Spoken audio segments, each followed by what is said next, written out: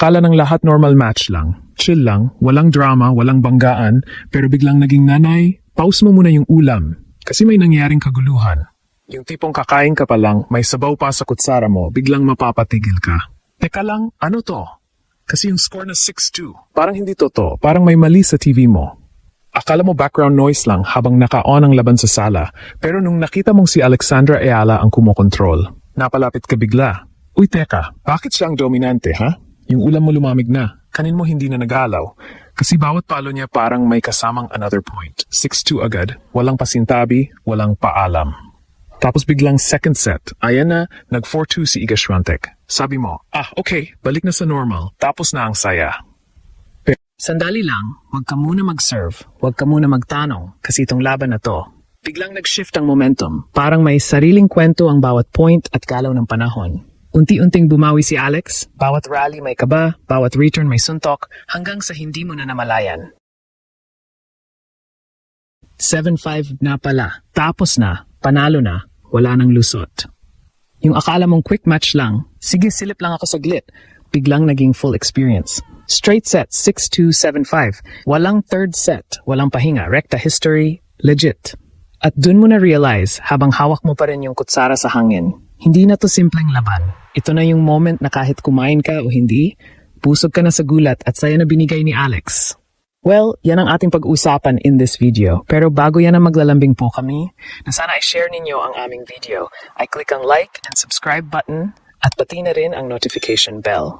Salamat po. Buong mundo ginulat at hindi ito exaggeration.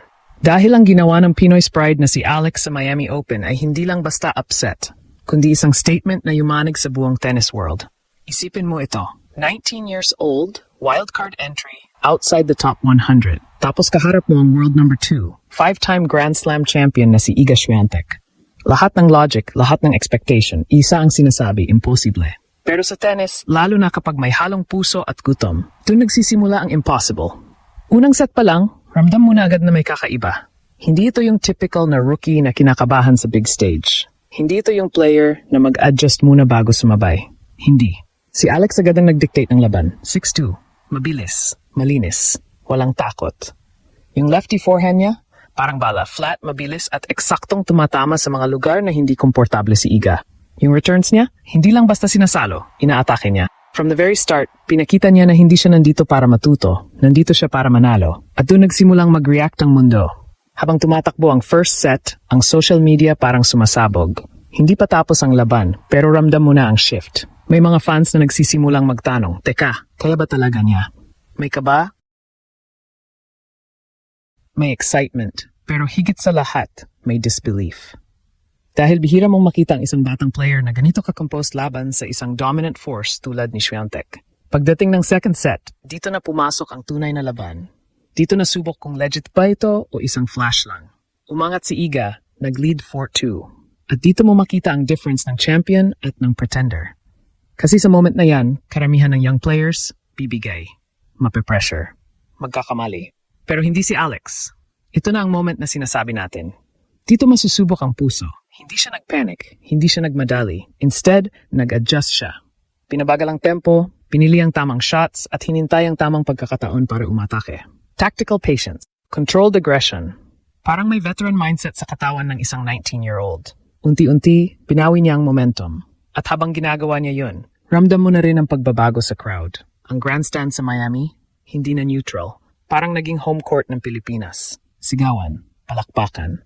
Watawat na sumasabay sa bawat rally. Hindi lang ito suporta. Ito ay energy na nagtutulak sa isang player lampas sa limitasyon niya.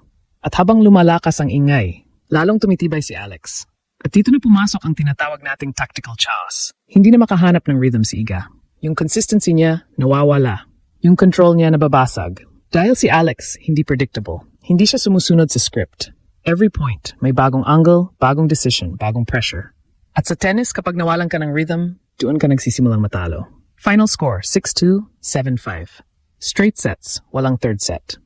Walang comeback story para sa world number 2.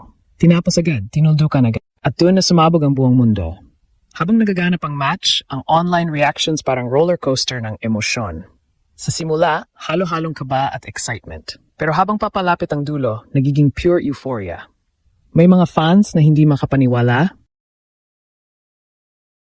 May mga nagsasabing parang panaginip. May mga nagsiselebrate na parang finals na, kahit quarterfinals pa lang. At hindi lang Pinoy ang maingay. Pati international fans, nagulat. Biglang nagkaroon ng collective curiosity. Sino itong Filipina na kayang tapan at talunin ang isa sa pinaka-dominant players sa mundo? Hindi na lang basta upset ang tingin nila dito, kundi isang malinaw na signal na may bagong puwersang papasok sa WTA. At doon unti-unting nabuo ang tinatawag ngayon na Alex Ayala phenomenon. Hindi lang ito tungkol sa isang panalo. Ito ay tungkol sa epekto. Millions of views sa highlights, trending sa iba't ibang platforms, at biglang pagdami ng fans na hindi lang nanonood, kundi naniniwala. Sa isang iglap, nagbago ang perception ng mundo sa Filipino tennis.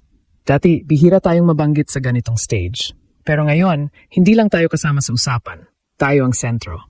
At kung i-analyze mo ang laro ni Alex, malinaw na hindi ito swerte o fluke. May system, may foundation.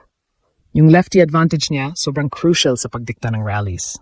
Yung shot selection niya, makikita mong may maturity. Yung movement niya, mas refined.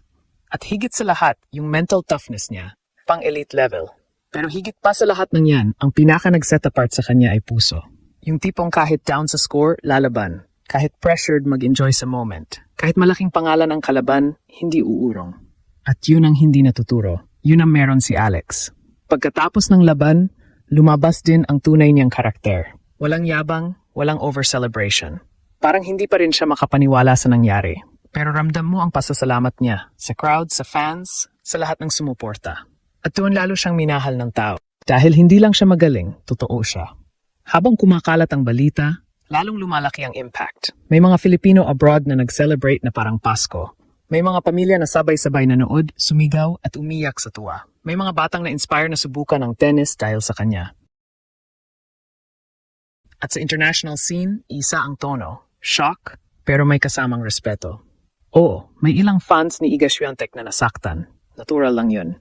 Pero kahit sila aminado, iba ang ipinakita ni Alex. Hindi lang siya nanalo, kinontrol niya ang laban. At doon nagiging malinaw ang lahat. Hindi ito one-time moment. Hindi ito aksidente. Ito ay simula. Dahil matapos ang panalong ito, hindi na siya titingnan bilang wild card lang o promising player. Siya na ngayon ay isang legit contender. At kung isipin mo, 3 pang Grand Slam champions ang natalo niya sa run na yon. Hindi ito coincidence. Ito ay pattern. Ito ay trajectory. At ngayon ang tanong ng buong mundo, handa na ba si Alexa susunod na level? Dahil kung ang kaya niyang gawin bilang underdog ay ganito kalakas, paano pa kung siya na ang inaasahan? Paano pa kung siya na ang target? Ito na ang bagong laban. Ito na ang bagong yugto. Pero kung may isang bagay na napatunayan niya sa gabing tinatad niya si Iga Swiatek, hindi siya natatakot sa pressure. Siya ang gumagawa nito.